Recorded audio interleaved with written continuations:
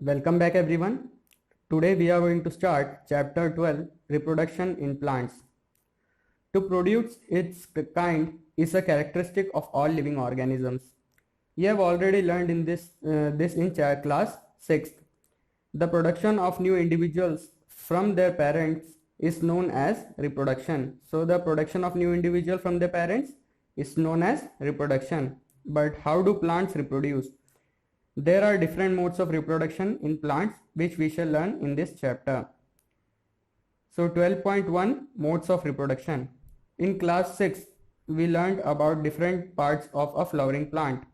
Try to list the various parts of the plant and write the function of each. Most plants have roots, stems and leaves. These are called the vegetative parts of the plant. So the roots, stems and leaves are the vegetative parts of the plant. After a certain period of growth, most plants bear fruits, flowers. You may have seen the mango tree flowering in spring. It is these flowers that give rise to juicy mango fruit we enjoy in summer. We eat the fruits and usually discard the seeds. Seeds germinate and form new plants. So the seeds germinate and form a new plant. So what is the function of the flowers in plants? Flowers perform the function of reproduction in plants. So flowers are responsible for the reproduction in plants. Flowers are the reproductive parts. There are several ways by which plants produce their offsprings. These are categorized into two types: asexual reproduction and sexual reproduction. In asexual reproduction, plants can give rise to new plants without seed, whereas in sexual reproduction, new plants are obtained from seeds. So in asexual reproduction, the plant grows without seed, and in sexual reproduction, the new plants are obtained from seeds.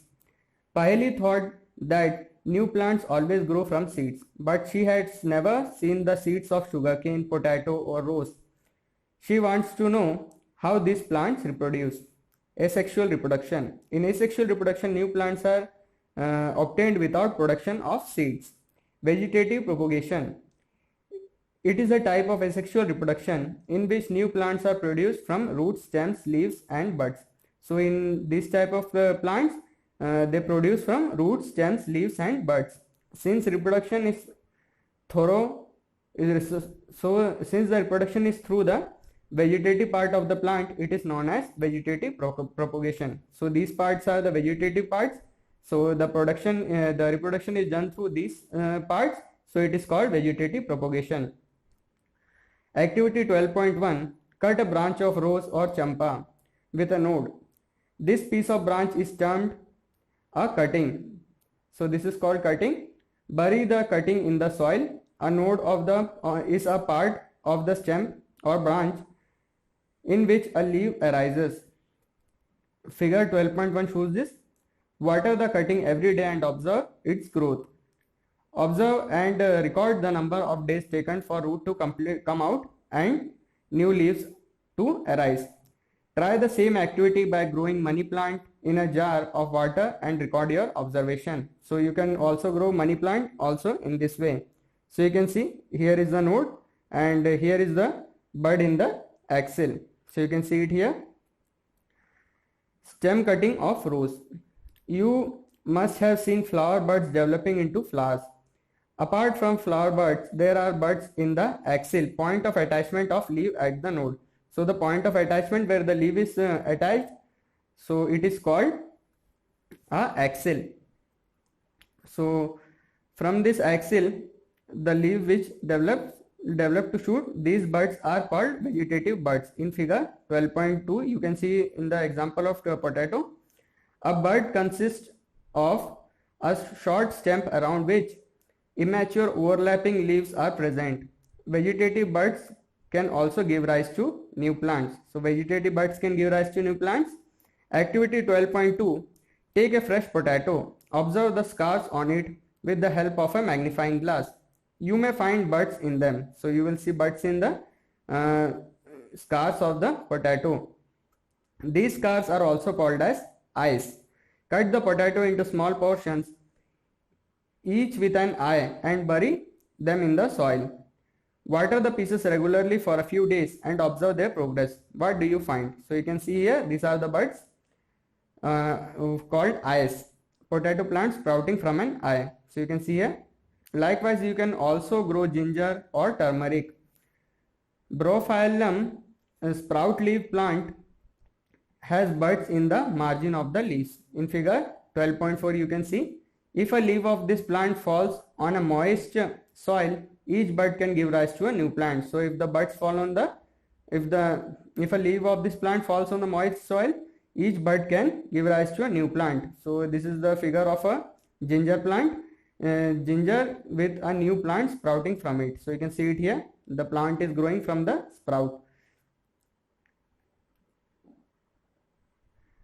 Roots of some plants can also give rise to new plants. So with the help of the roots also, some plants may grow.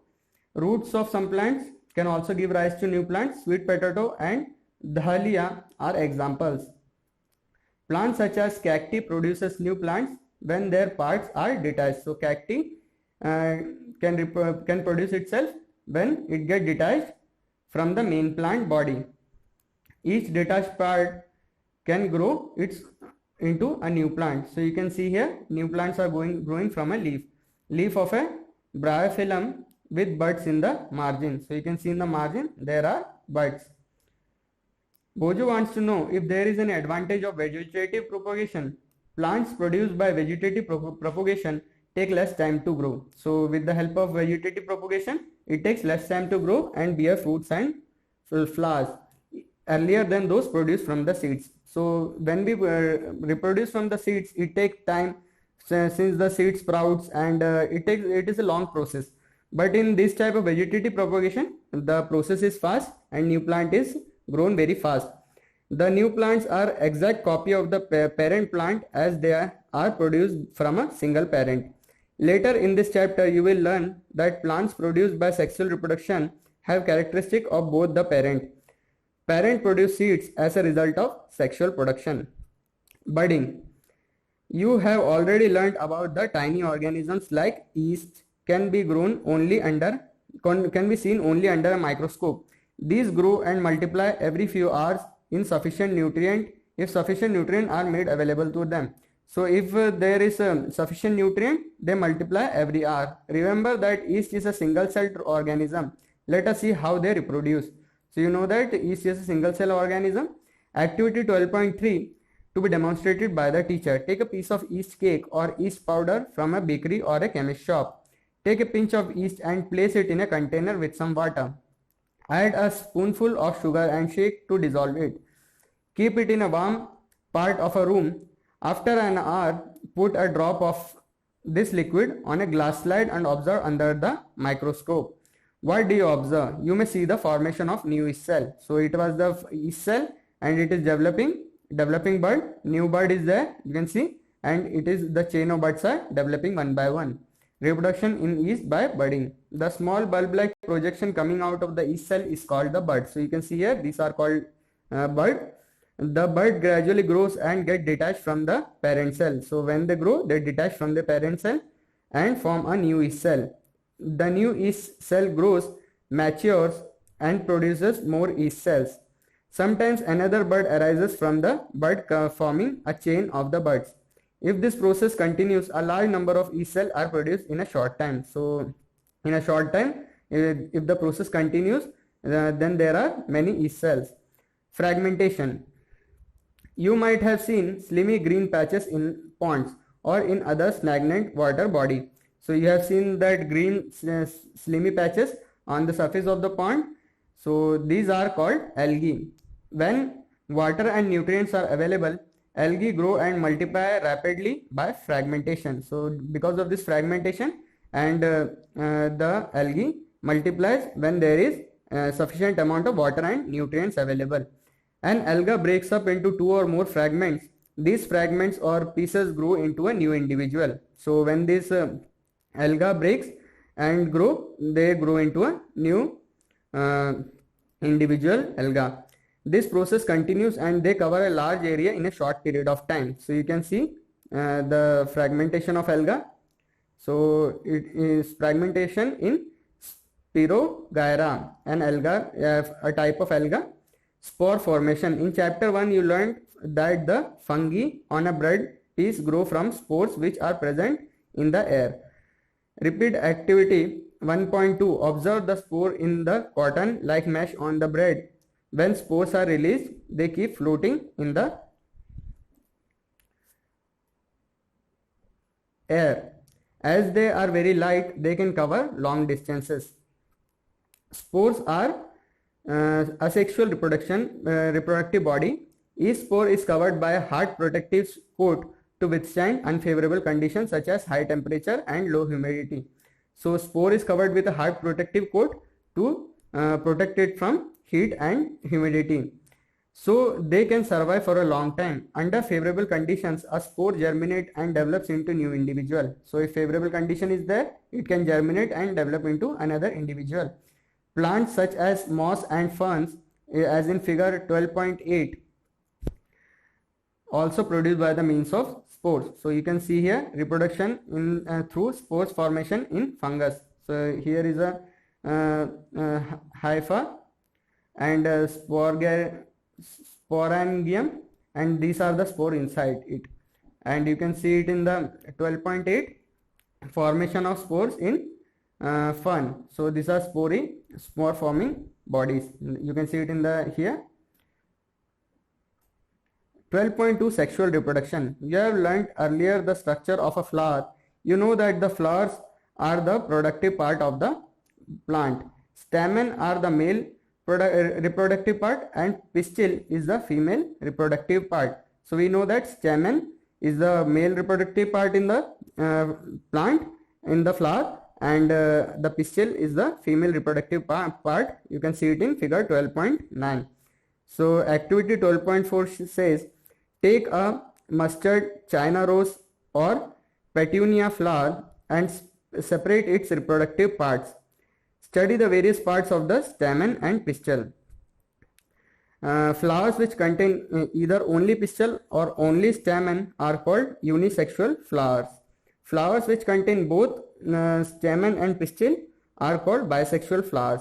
Corn, papaya and cucumber produces unisexual flowers, whereas mustard, rose and petunia have bisexual flowers. So you can see this is anther and this is filament, and this is the structure of a stamen. And in pistil you can see this is stigma, this is style, and these are the ovaries and ovules inside it. So these are that both male and female unisexual flowers may be present in the same plant or in different plants. Could you identify the anther and the filament of the stamen in figure 12.9a? Anther contains pollen grains which produce male gamete. So in this anther there is pollen grains which produce male gamete. Pistil consists of stigma, style and ovary. Ovary contains one or more ovules. The female gamete or the egg is formed in an ovule. So you have seen the ovule there in the figure 12.9b. In sexual reproduction, a male or a female gamete fuse to form a zygote. So in this sexual reproduction, the male and female gamete fuses to form a zygote. Bojo wants to know how the male gamete in the pollen grain reaches the female gamete present in the ovule. So this process is called pollination. Generally, pollen grains have a tough protective coat which prevents them from drying up. Since pollen grains are light, they can be carried by the wind. So you can see here the pollen is here, so they are carried by the wind to the stigma. So you can see it in this diagram. This is self-pollination within a flower, and this is cross-pollination with the help of the air. So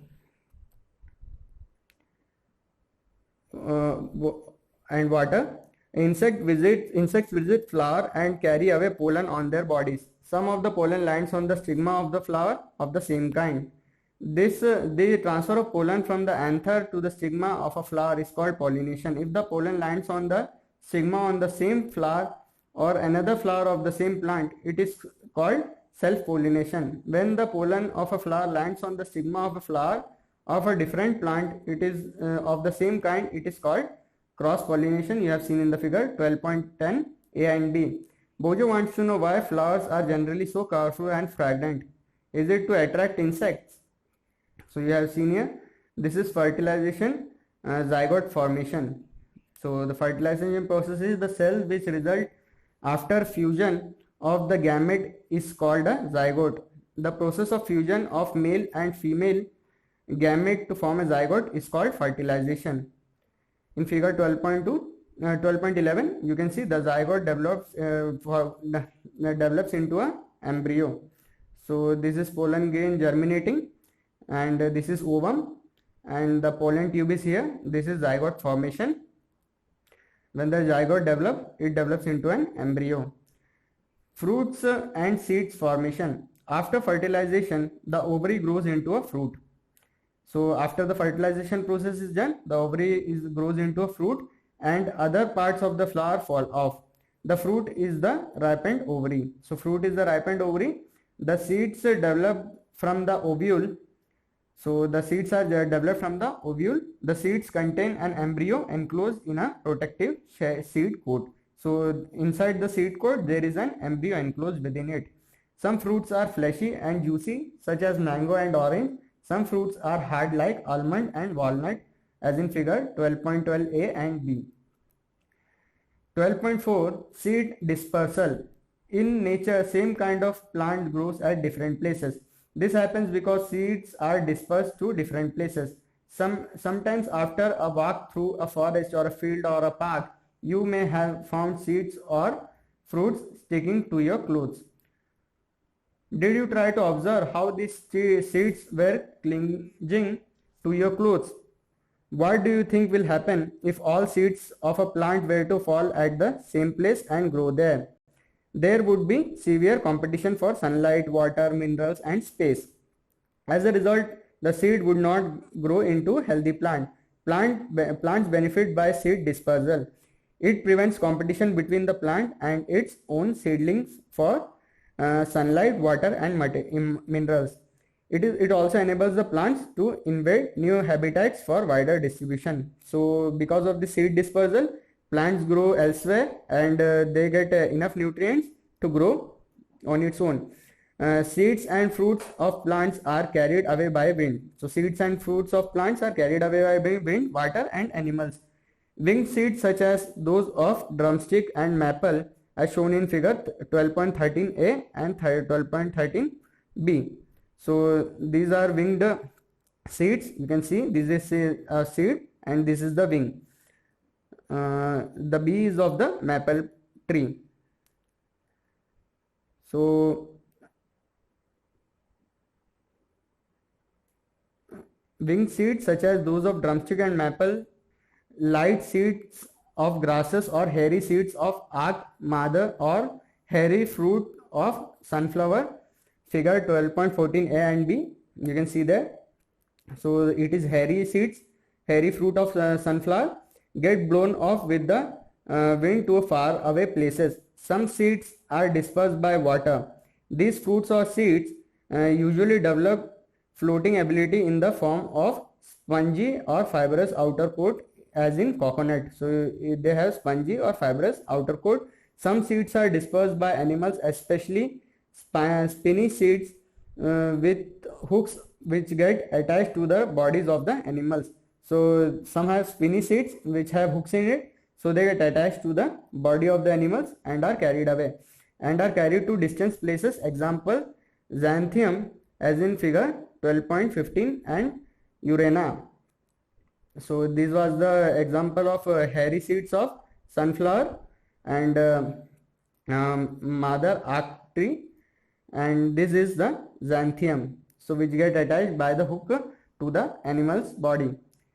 Some seeds are dispersed when the fruit bursts and sudden jerks. So when the fruit bursts with sudden jerk, some seeds are dispersed. The seeds are scattered far from the parent plant. This happens in the case of castor and balsam. So when the fruits get busted, these seeds get dispersed. So here the chapter is finished. We will see in a nutshell what we have learned so far. All organisms multiply or reproduce their own kind. In plant, there are two modes of reproduction, asexual reproduction and sexual reproduction. There are several methods of asexual reproduction such as fragmentation, budding, spore formation and vegetative propagation. Sexual reproduction involves the fusion of male and female gametes. In vegetative propagation, new plants are produced from different vegetative parts such as leaves, stems and roots. So this is the vegetative propagation. Flower is the reproductive part of a plant. A flower may be unisexual with either the male or female reproductive part, or it may be a bisexual flower, has both the male and the female reproductive parts. The male gametes are found inside the pollen grains. So the male gametes are found inside the pollen grains and the female gametes are found inside the ovule. Pollination is the process of transfer of pollen grains from the anther of one flower to the stigma of the same or another flower.